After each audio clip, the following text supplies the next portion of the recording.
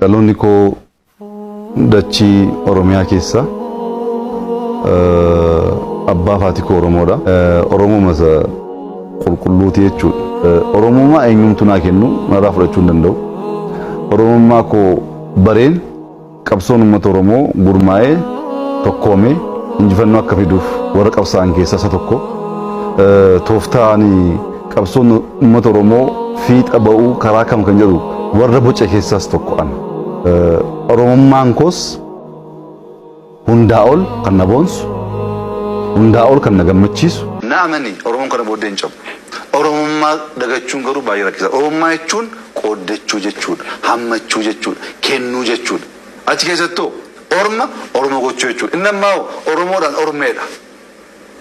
Oromoodhaan Oromoo jechuudhaan fagoo deemuu hin dandeenyu. Oromoo gochuudhaan fagoo deemuu dandeenya.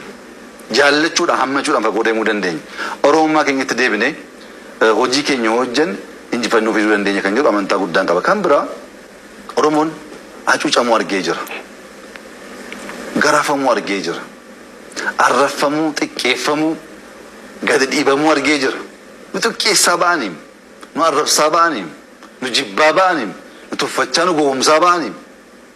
Waan gadhee sana kaleessa nurratti raawwachaa ture.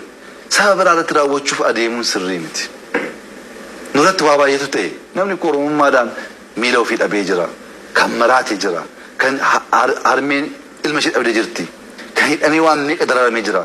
Biyyaa badee kan bade kan rakkoo meeqaaf meeqa keessa baay'eetu jira.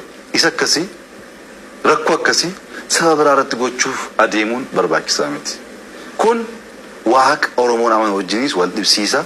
Oromummaa isa awwalaa isa jalqabaarras fagoo nu maqsa waan ta'eef Oromummaarraas maquu hin qabnu, waaqaanis adda ba'uu hin qabnu.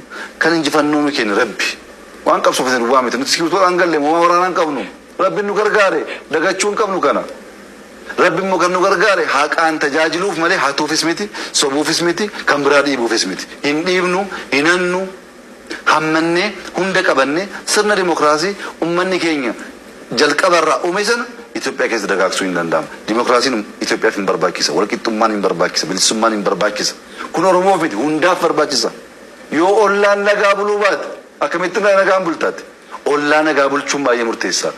Ollaa wajjin nagaan bulla. Akkaataa kanaan deemnaan sabni kun qabsoon fagoo deemuu danda'a. Biyyi kun fagoo deemuu danda'a. Qabeenya baay'ee qabna. Dandeettii baay'ee qabna. Tokkummaan keenya eegamee wal jaallannee wal gargaarree adeemuu dandeenye jennaan fagoo deemuu dandeenya. Inaaffaan jiraatee honnaanu inaaffaan nama nyaata. Inaaffaan kaansariidha.